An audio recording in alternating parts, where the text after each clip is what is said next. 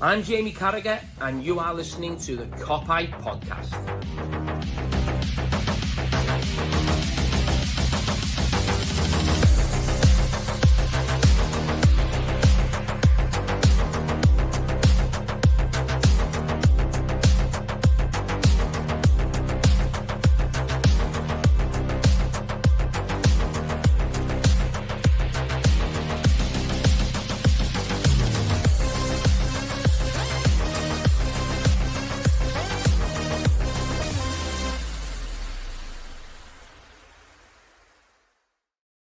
What is happening, everyone? Welcome back to the Pint Podcast. It is the Everton Preview show. It is the last ever derby at Goodison Park.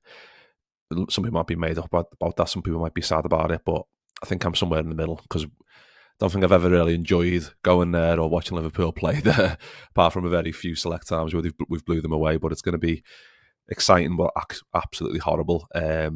Both teams have won 41 times at Goodison, so it's set up perfectly with, of course, what we're going for.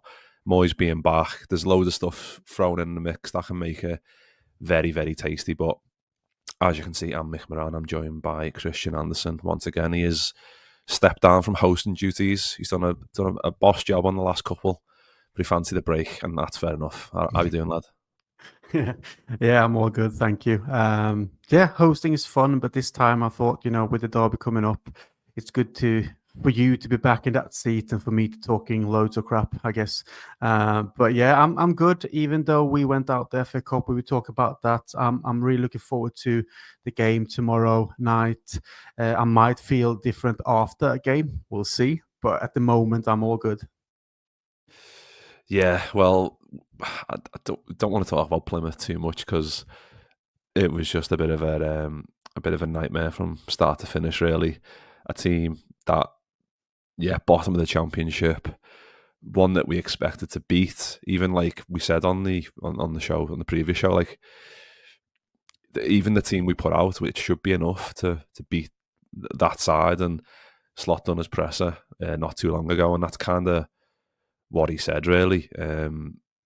He said that it was unacceptable for us to lose, and the performance was well below Liverpool standards. And I'm just loving how he says it exactly how it is. He doesn't paper over any cracks. He doesn't say, well, this, and this. He had a few bits in there that he said, like, Jones wasn't well enough to start, and he would have. Gomez came off injured, so that's obviously a massive thing. Nunez's missus had a baby, so he wasn't like maybe fully in the mind frame of wanting to play footy because of that stuff going on in the back of his mind. So there's loads of mitigating circumstances thrown in there, but it's not an excuse because the amount of senior players out there like Diaz and Jota and Elliot, like loads of players, Quansah, there's players out there who we know and have come into the first side and done amazingly well. So we know that they're good enough. It was just, for whatever reason, we couldn't get going in that game. I don't know what it was. Obviously, we knew it was going to be like a good atmosphere. FA Cup, they're going to be ready for a giant killing. Watching it on telly made it even worse because you had Sam Matterface and Lee Dixon being absolutely disgustingly like, I can't even. It was. I put it on Twitter. I got loads of likes on it because I was like, fair enough. Everyone agrees with me. It was like torture listening to them talk about what this game and it's going to be a massive giant killing. I get it, like it's a story and all that, but Liverpool rested the whole team basically. If we had the full first team out there, it would have been a completely different story. And obviously, that's not the excuse, and that's not the excuse for Slot. We still should have won the game, but it's all the like stuff thrown in there to try and make it sound bigger than it needs to be, which I always think is funny. And fair play to Plymouth, they did play really well, and they deserve they deserve the plaudits, to be fair, because they did do a great job at like keeping us out. But from our point of view, and the point that I wanted to make to you is that we didn't do enough. We didn't move the ball fast enough. We didn't take advantage of like the players we had out there, like Jota and Diaz. We just seemed like we were going round in circles, and there was no. The commentary kept saying, like they've kept us out. But my argument to that was we haven't done anything. We didn't do anything to test them at all throughout the whole game, apart from the last 10 minutes when we started having a bit of a go, which I think that in itself is a bit annoying. Like, don't wait till the last 10 minutes to have a go just because the time's getting down to the end of the game. Do it earlier because, before the time in games goes so quickly. You need to do it as soon as you can rather than the last 10 minutes. But it was that we didn't give it a proper go, and I think that the senior pros didn't really give a good account of themselves. And I think Slot made a good point as well in the press that he said he's disappointed for them as well, because further down the line they would have got more games. The likes of the Elliots and stuff like that would have got more of a game because we would have been playing more games. So he's disappointed for them that they won't be able to get more game time, but also saying that's just the way it goes. But it was the not being able to fashion chances and play in the Liverpool way that we've seen so well. Even when we've got loads of changes, we still usually play a decent way and a decent side. Yeah, and my first take on it is that I agree with the rotation that Arne Slot does for this game. I think it's perfectly right to do that, in terms of the games that comes up now, first the derby and the games that comes after. It's very tough schedule in February, so we need the fresh legs of the key players. I think the players that went to Plymouth were, perfectly good to be able to do the job anyway, but I totally agree with what you say. We didn't step up in that game, and the senior players, if you like, with Diaz, Chiesa, even Kwanzaa and Elliott, because obviously Elliott, he played, loads of games for us since he arrived as a youngster. No one took the chance, and I would say, I wouldn't use an excuse, for Diaz or whatever, because they have played many games. Chiesa still, coming into some kind of rhythm for us, but he has the chance there to prove himself. He came on in other games recently where he was really, really good and, made a change for us in those games. And this game, he didn't show anything at all. I think Elliott didn't, prove himself any good or any rights either, because, you expect from a player like him that has been there for a couple of years now, and actually, also someone who can come into a game and change it for us in a positive way.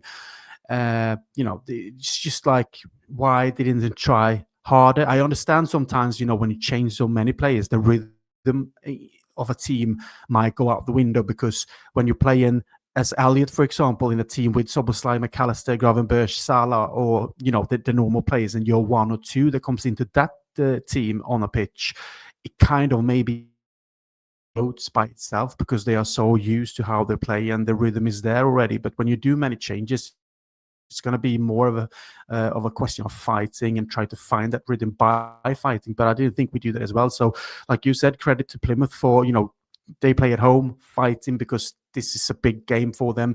Still a big game for us as well. But I just think we didn't deserve much. And when we, without creating many chances except for the last 15-10 minutes, like you mentioned, that's the way it goes. But, even if we went out, I think Slot did the right thing to rotate for the games that come. So it's just one of them where you take the risk and it didn't go our way. We will learn from it. Slot will learn from it as well. Maybe the bench could have been a little bit, have more quality on it. But it's just one of them where you want to be, hopefully we can say after the game against Everton that, it was kind of worth it, or even further down the line as well. I know many, people that do this kind of things in podcasts or write stuff on Twitter, have the same kind of opinion that hopefully further down the line it will be worth it. But obviously you never want to go out from a cup. You want to be able to compete in all kind of competitions and win everything. But the main focus, and we know that because of where we are in the league, is the Premier League and the Champions League, and we're in the final of the League Cup as well. So it's just one of them. It's shit to go out, but it's not the end of the world, is it? So yeah, I think that's it. It's the disappointment of not having the opportunity to play those games in the future, and for not just for the senior pros to not show up themselves, but for the younger lads to be put into a side that was much change. But like you said, it wasn't. It was a risk that was worth taking, and obviously we'll see. With hindsight, we'll see if it was the right decision with the results coming up. But usually, like, Slot's switched on with these type of things, and we've obviously the way we've been playing this season has been absolutely incredible. But like Jones coming to him and saying he's not ready to start, and then Gomez going off after so early in the game, that has a massive effect on. Doesn't matter who it is. Like, those two would have been. We really don't know what the game would have been like if they were both in there for the whole game, but we would have been a lot better, a lot stronger, and creating a lot more stuff. So who knows? But again, it's one of them. If you throw a Van Dijk on the bench and you bring him on, he gets injured, and it curtails the season, then you're like, well, you shouldn't have brought him on. It was pointless. It's one of them. Like Jota, remember Jota got injured in the dead rubber a few years ago. I can't remember if it was at Midgetland in the Champions League. and he got injured, and people were like, "Why did you fucking play?" Obviously, it was Yeah. Klopp, but you get into them realms of like, if sliding doors moments, you do this, but if this happens and then this happens, and then you obviously Slot did what he did. We went out, and we have to just face the facts and move on from it. Yeah. But yeah, let's talk about. Yeah, I was going to say just one point on there as well, because you could see, loads of the senior players, the starting players, if you like, who was rested this game, put photos up on the Instagrams and stuff like, "Come on, lads," and we're watching the game on TV. In one way, I do feel sorry for them because, the likes of McAllister, Alisson, Salah, and everyone who was rested obviously want to win all they can. And, FA Cup is still a competition that is, it's the world's oldest football cup. It's an honor to win it, and it's got all this old-fashioned stuff in it. Maybe not as much as it were before, but it's still that kind of cup. And they watching on and thinking, just go through here so we get the chance to play, even further down the line, even though it would have been more games for us. But it means that, rotation, and like you said, the lads that were on the pitch against Plymouth could have had more game time as well, which could have benefited them. But it's just like, I guess the feeling from being one of the starting players like McAllister, for example, or Salah, to sit there and to see them go out in that manner and just be like, you ruined a chance for another trophy, because we do have the chance. But so that's another take on it, where I was like, it must feel like shit to be one of them, to sit there and be like, I could have done something differently here or whatever, and then see that performance. I know they're not going to blame each other, because that's not what you do in a team. But I guess somewhere in them, that feeling crawls in, like, fucking hell, this was a chance, and now we're out of it. But obviously, the main focus is Premier League and Champions League, like we said. It's just that take on it as well when you see them posting photos like that on Instagram. Yeah, well, the winners, aren't they? That's the whole point, exactly. And that's the whole reason why we are where we are, because we are a team filled with people who want to maximise as much as they can, especially the likes of Mo Salah and Virgil van Dijk, who we don't know how long they've got left in Liverpool shirts. Hopefully, it's longer than what we currently know at this moment in time, but we don't know. We still don't know. But yeah, let's talk about Everton a little bit then, because Slot's press it again. He talked about Plymouth a little bit, but he talked about Everton as well, of course. But I liked his quote. He said we want cool heads but not cool legs, and I quite like that. But that's quite a good one. Like, we need, because and I love as well, like, he had like a little subtle bit of mind games in there as well. He said, I watched last season's derby, and he said there was 11 free kicks in the first 10 minutes and 10 of them went for Everton. So having like a little bit of like mind games in there, like maybe to the referee saying, "Oh, like let's not do that again this time, ref. Let's not give Everton all of the free kicks early doors." So I don't mind that. I don't mind it.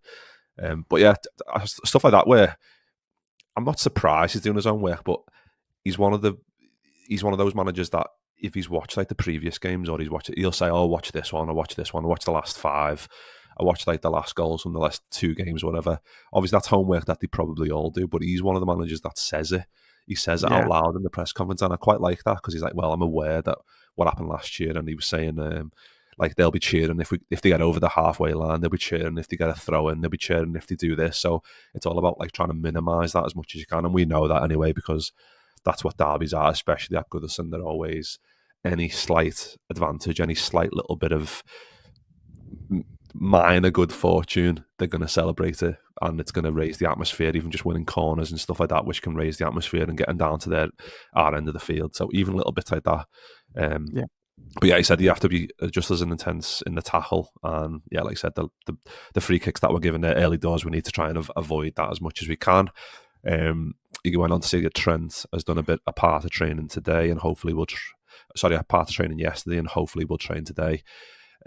Which we'll get onto team news in a minute. But just generally then, because I mentioned at the top of the show, like 41 wins each at Goodison since we've first ever played there, 41 times each a win. So it's set up perfectly for the last one. And then, of course, there was Storm Dara back in December, so we couldn't play that one. That would have been, a Storm plus Pickford plus shithousery, them trying to throw in dirty tackles, Dyche, all that stuff. Now it's Moyes, good run of form.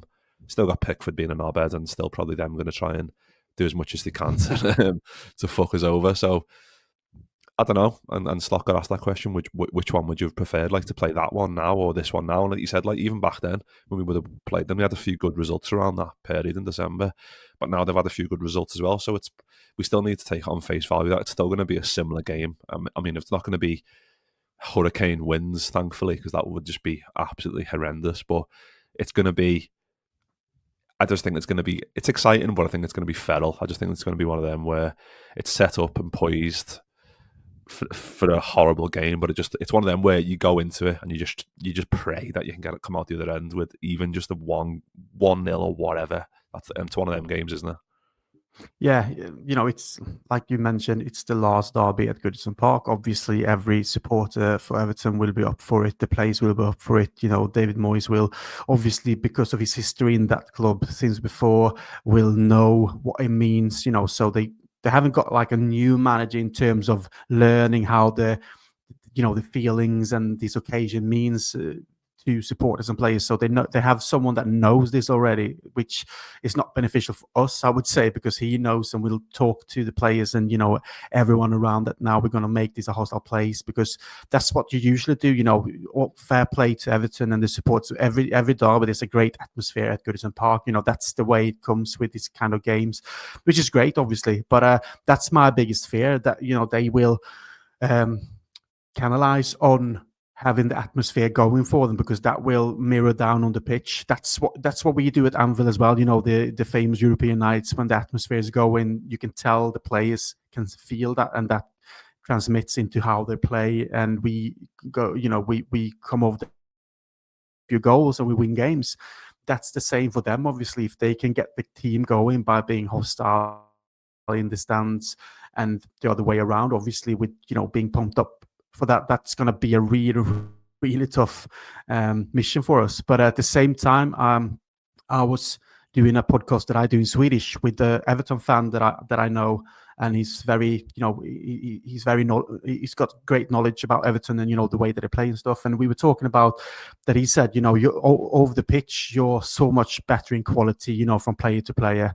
So he said, he was scared, because obviously we got, the likes of Salah and Szoboszlai and Gravenberch and Gakpo and, Van Dijk. So he said, if you look at the teams player to player, we're not favourites at all. The only thing that is in our favour is that it is at Goodison Park and it is the last game. And if we can fight as a team and get the crowd going, then we got a great chance. And I totally agree with him that we, like you said, like with Slot saying all this kind of stuff at the press conference, we need to try to take that away from them by taking control of the game and make them frustrated, make the crowd frustrated. I think that's key. We can have our quality and we can be great on the pitch, and that would help. And if we can, have the quality and score, obviously, quite early, and we have that kind of game where we just come out running, that would be brilliant. But I'm afraid that won't happen.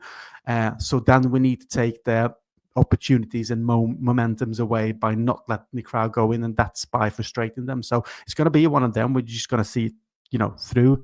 So I'm in one way looking forward to it, because it's that kind of game, because that's what we're all in it for. At the same time, I'm fucking dreading it, because I know how I will feel when watching it, and knowing that the 3 points will be so very key to having the 9 points clear of Arsenal, and knowing where we're on the table and going forward with the games that are coming up after this. So it is a massive game in terms of all these facts. So I'm looking forward to it, loads, but I'm dreading it at the same time.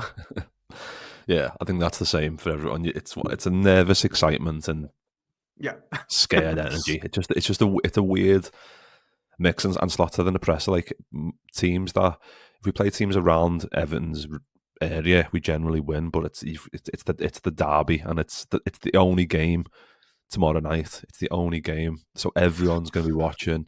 Arsenal are going to be praying for for them to win. Most of the teams in the top four are going to be praying for Everton to win. The select few at the bottom might be praying for us to win. So it's going to be a massive one. And I think because of, I mentioned this on the Pod and the Pint show with Neil as well, like with Arsenal, bearing in that mind, obviously we don't have to think about them because we just have to focus on ourselves, but just having a blade to their throat, and then maybe they're just pushing it in a little bit more for them, just to see, fuck, now they've got 9 points clear, and that's the game in hand. And the game in hand situation is another thing that I'm glad it's going to be gone, because it feels like it's been since December, hasn't it? We've been messing around with this. Oh yeah, we're 6 points clear, but with this point's clear, but with this point's clear, but there's always a but at the end because the game in hand was still always there. So that gets this out the way, and then we can go, right, there's the table, fuck off, like crack on. So whether it's 7, whether it's 9, whether it's 6, whatever it's going to be, either way, it's going to be horrible. But if we can make it 9, and yeah, I just think it's a massive, massive opportunity. It's going to be absolutely horrible from start to finish. But like you said, with the quality that we've got, if we match them for energy and work rate and all that other stuff, then I mean, like we've seen in times of the past where we have like battered them at Goodison. You see us controlled. Like the first 10 minutes are always horrible because it's like you're settling down, but from that moment onwards, from the first 10, 15, we take control of the game usually, and we get a goal, and then we keep control, we get another goal, and that's kind of what Liverpool sides of the past, the really good Liverpool sides of the past, have done in games where we've needed to, like when we've been going for titles and stuff. So we're one of them teams again. We're doing that again this season. So you'd like to think Liverpool, with especially all those players that are coming back in, the Van Dijks and the Salahs and all that, they're all used to playing at Goodison Park, so they know what it takes to go there and win, and they know what it means, and they know how horrible it's going to be. So it's good having that many players around who've been there for quite a long amount of time as well, because they'll be used to that. I know you were saying like Moyes used to it, and he's coming back in. That's good for them. But us having loads of players who can inform how it goes. Obviously, it's Slot's first one at Goodison, but the players on the field can inform the way we play because they've done it so often, and they know what it takes to win at Goodison. So with that in mind, then obviously I mentioned Trent potentially training today. Let's talk about team news, because I think if Trent's not fit, having Bradley been able to play, we're in such a luxurious position, because I thought he was one of the best against Spurs. He was absolutely... The tackle on Son was reminiscent of the tackle on Mbappe. It was just absolutely... It's the things you love to see, and I'm sure if Bradley's involved, we might see one of them classics. Obviously, we don't want him to be over the top, because we know in these games, like, people are screaming for red cards and all that. So having Bradley come in, I think it's probably the safe option in terms of Trent, because if he hasn't trained too much and he's not 100%, but having Trent on the bench could be a massive option with the last maybe half an hour, 20 minutes to go.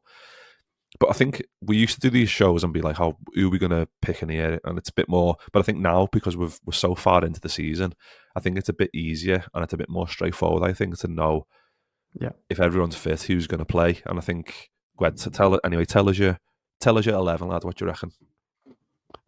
Kelleher, Simica. Yaros. Exactly. No,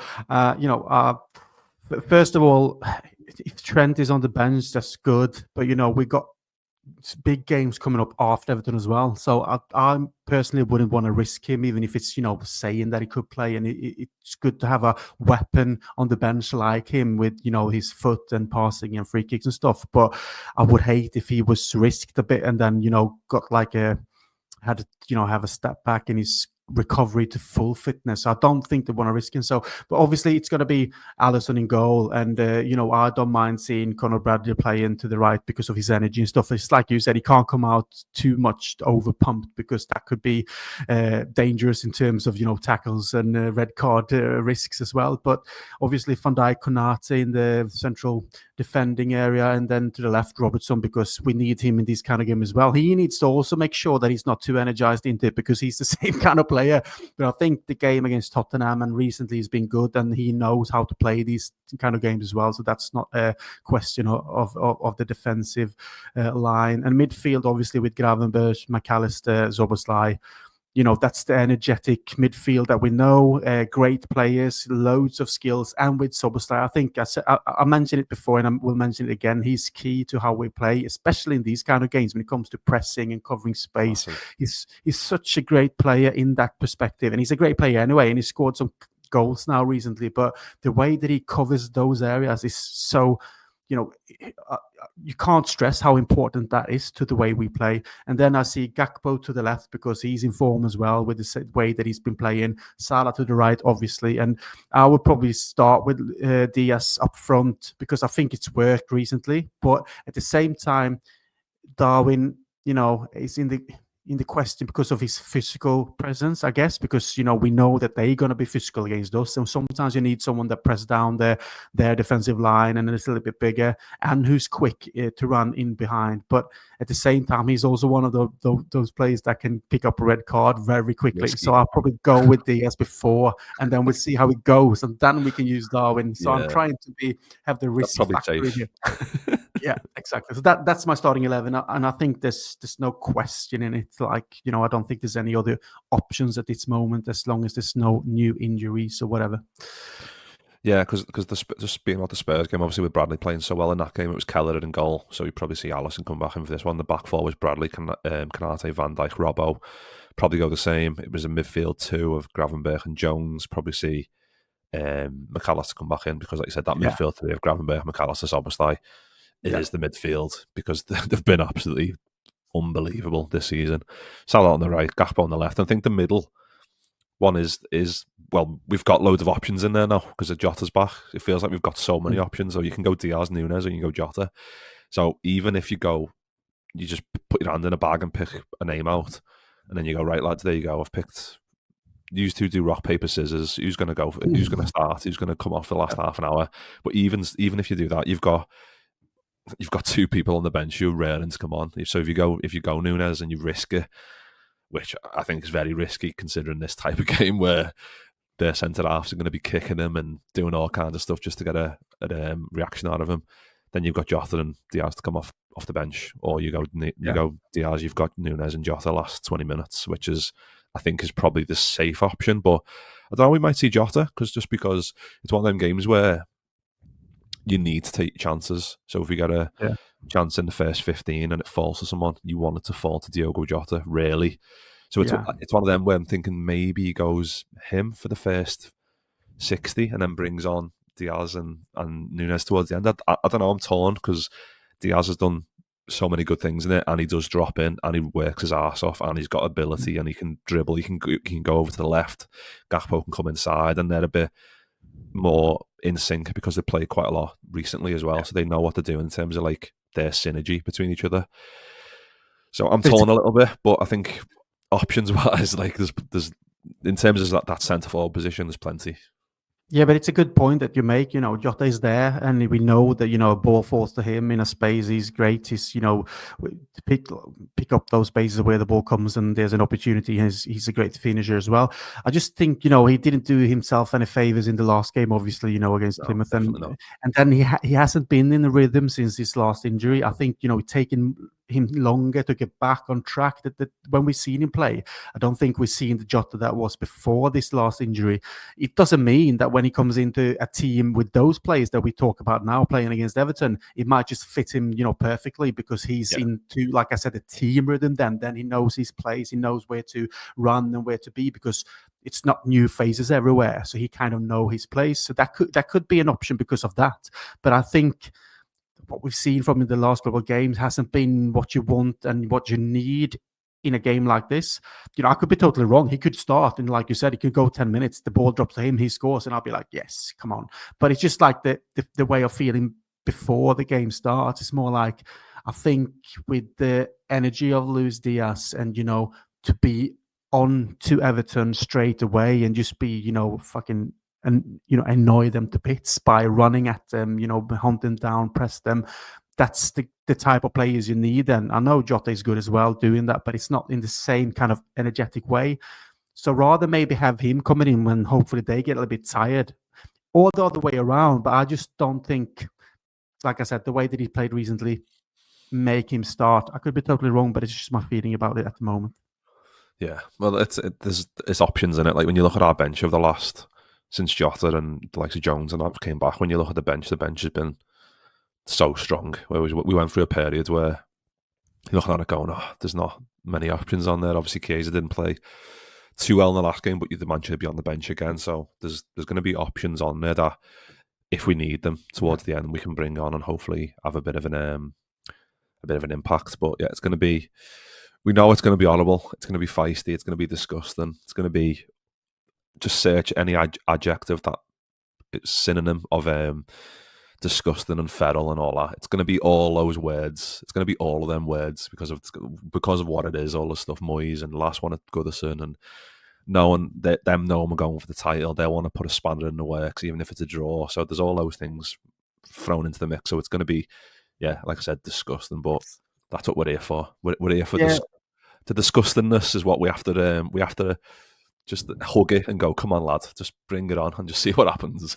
But that's the thing. If you want to be at the top and challenge for the titles in different competitions, you need to go through this, moments of feeling horrible because obviously you always have so much to lose. But at the same time, it's a very psychological way, this position that we're in, because we're 6 points clear at the moment and we could go 9 up. If we were to lose, it would feel horrible, obviously. It would be a chance to get those 9 points clear of Arsenal. But at the same time, it's still 6 points clear that we already, and with the same games played, if that would happen. And we will play them at Anfield, Arsenal, as well. Obviously, they will maybe, smell blood and see that, yes, they lost and we only 6 points behind now, but it's still 6 points. That's 2 games. And, I'm sure they're going to drop points, going forward as well. I know that we got a very tough schedule. I mentioned it before. It's Aston Villa coming up, it's Man City coming up, Newcastle. And, it's going to be a very tough period, but, it is not like if we lose that they can overtake us. So it's just 2 points. It's still 6 points. So we probably need to. I wouldn't say that we still need to have that in our minds that it wouldn't be the worst case in the world, because say if we lost to Everton, but we can still do a job away to Man City because they are not in great form. That could be one of them where you'd be like, yeah, we lost 1, we won 1, then Arsenal, I think, would drop points somewhere around this period as well. So because we're in the lead, it's not the worst scenario if it happens, but it's just how we think, if we can get them 9 points, it will obviously put a very big pressure on Arsenal and how they feel psychologically about trying to gain 9 points and also knowing they come into Anfield. So that's where we are, all supporters are in our minds. I think, it's 6 points and they sense blood, or it's 9 points and maybe that could be the end of their energy to try to do this, because they obviously also got the Champions League to think about like we do. Yeah, I think the general, and what I feel is what people mostly I've seen, the normal people on Twitter, and that is, it's like it's a must not lose. I think that is kind of how I would describe it. Like I spoke to Neil, like I said, on the pod and the pints, and we were talking about whether if you'd flip a coin and it's either going to be 6 points or 9 points, would you take the risk? And it's like, I don't know. It is hard, but it's going to be most of the recent results are Goodison have been draws, so it's going to be one of them. It is going to be one of them games. But if we can, we keep getting through these stages of the season where you look at the next 5 fixtures and you go, fucking hell, they're hard. But we've been going through that this whole time now, where you go, fucking hell, they're hard. Then them next 3, they're difficult. Them, and then you get through it. We get through it with 9 points, and you go, fucking hell, them next 4 are hard as well. And then you just constantly living. It's like fucking Groundhog Day. You're living the same bits, but obviously different teams and different expectations and stuff. So, but that's what we want, and that's the reason why we're doing so well, and why I think people are still forgetting, not Liverpool fans or other rival fans. This is Slot's first season, we shouldn't really be here. This is what you need to factor in. So loads of people saying, oh yeah, the quadruple charge is done, the real treble charge is done. It's no sane Liverpool fan is mentioning trebles or quadruples. There might be people online saying it as a joke or whatever, but no sane Liverpool fan is saying that. We want the Premier League. We can get the Champions League as well. Fucking hell, that would just be out of this world. And obviously if we win the Carabao Cup as well, that'll be even more incredible. But it's the Premier League that we want, and that's the cliche bread and butter that we want to chase. So that's the main thing. And if we can overcome Everton and go 9 clear with and like you said, Arsenal having to come to Anfield as well, third to last game of the season, then it not only gives them a bit of oh fucking hell, because they're banking on it. It also gives us the energy to go, right, well, we've now got this buffer. 6 points isn't loads. 9 points feels like it's only 3 points more, but it feels massive when you think they've then got to go and win pretty much every game and hope that we lose 3 times to overcome us. And obviously, but that's like getting too far in the future and stuff. But I think it's just the psychological nature of it. If we can go 9, even if we go 7, there's still that's still a big buffer. Like 7 even feels loads more than 6, if you know what I mean. Just because the points in this stage of the season, like any point you can get, whether it's 3 or 1 in games like this, especially away from home, are huge.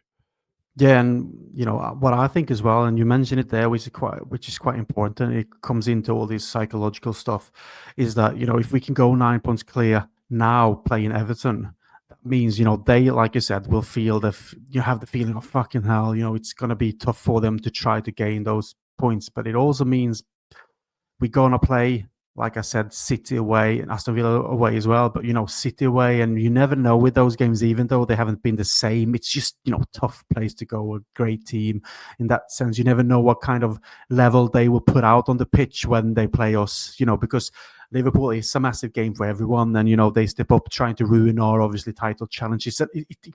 I guess playing us when we're in the position of top of the league, it increases the levels for teams, because they know that it's not just fighting for someone in the mid-table without being disrespectful. They want to interrupt us to win something, because that's what you do. That's the winning mentality that players have in any team. They want to ruin our chances. But I think if we go 9 points clear now, we can go to Man City and don't have the same pressure to win. I don't say that I obviously don't want to win and I don't want to lose, but if we could draw there, then that's the thing. We can go there with a totally different mindset, because we are 9 points clear now. Gives you more leeway, doesn't it? Yeah, exactly. Because if we go 9 points clear Everton now, that means going there with Arsenal playing, soon as well. Then we know where we are at that moment, and we know that we can actually, it's all right to draw here if we do, because we're in this kind of position. So it is very important that the game tomorrow in many senses, because it's so much things to factor into what's going to come in just a couple of weeks time. So yeah, it's a massive game, and it will mean loads to what happens and what we do in the next coming games. It's just what it is. But like we said, that's what we're in here for. Make us look older than we are, and it probably will kill us earlier than expected. But it's the way it is. Yeah, well, 5 games in 15 days, isn't it? So that's it's great, but it's also horrible. Yeah, but that's the point, isn't it? It's going to be exciting, like just to see how this Liverpool side get on, how our credentials stack up. We've proved it so far, but you need to do it for the whole season. That's the whole point of a league campaign. You need to be doing it for 38 games, and we need to prove that starting tomorrow night, which is going to be again disgusting but exciting as well. All right then, before we get out of here, score predictions, lad. What do you think? Yeah, I've already put in mine in our group chat, and I can't change it now. And I don't feel as that score prediction, if you know what I mean. But I will say 3-1 Liverpool. So because of that's just what I do and have done for a couple of games now, and I'm just at some point it's going to go in, and hopefully it's this time. Yeah, a broken clock's right twice a day, lad. So you'll get there eventually. And especially since just keep on doing it, and it will happen. Especially since Paul was saying, "Oh, you haven't been doing 3-1," and all of a sudden now you're doing 3-1s every week. So it's bound to come in soon. But yeah, I'm going for 1-0 to the Reds. I just feel like, I'll take your 3-1 any day. If we get a few goals and we can chill and they score towards the end, a little consolation, I'll take it. But I just feel it's going to be disgusting. And I'm just hoping that because the thing is, even if we score early and then we do win 1-0, that remaining 70 minutes or whatever is going to be disgusting. But if we don't score for 80 and then we score in the 82nd, that's all going to be disgusting, and the last 10 minutes are going to be disgusting as well. So it doesn't matter where you scored. If it's 1-0, it's still going to be horrible. But I just think in this type of game, with the way they're going to be set up, they're going to be hard to break down. But I just do fancy us to get 1, hopefully get 2. But I just feel like 1-0, sneak over the line, and just a little statement to everyone watching and praying for us to lose, and that would just be a dagger to the heart. It'll be absolutely glorious. Yeah, I'm just praying for a 2-0 going into half time, and I'll be like, kill it off in the second half with the third goal. And if they get a goal in a fucking stupid corner at the end or whatever, I just don't care. I'll be celebrating, So I hope it's one of them. 2-0 first half. We play fucking amazingly good and just, make sure that they don't win the last derby at Goodison Park. That will be the fucking dream. Yeah, exactly. But yeah, well, I will leave it there. Nice one for jumping on. I'll be doing another pod and a pint on Thursday. I'll be joined by Dan Clubb from the Redmen TV. So hopefully Liverpool get a good result so me and Dan can have a pint of Guinness and celebrate a good win and not talk about like a shitty boring 0-0 or whatever. Yeah, but you would have a pint anyway. One or two to celebrate, or 1 or 2 to drown your sorrows. So it's you will still have a pint. That's the True. Yeah. That's the whole point of why I came up with the premise. Like pod and a pint, it's like it doesn't matter because there's a pint involved. It's just we're doing a pod as well, so it's sound, isn't it? But yeah, lad, nice one. We'll get out of here. Nice one for jumping on, lad. Really appreciate it as always. And yeah, nice one for watching or listening, however you're consuming this media. Yeah, appreciate you watching or listening, and we'll see you all very soon. Let's hope the Reds can do the business. Up the fucking Reds, and we'll see you all very soon. Ta-ra. I'm Jamie Carragher, and you are listening to the Copite Podcast.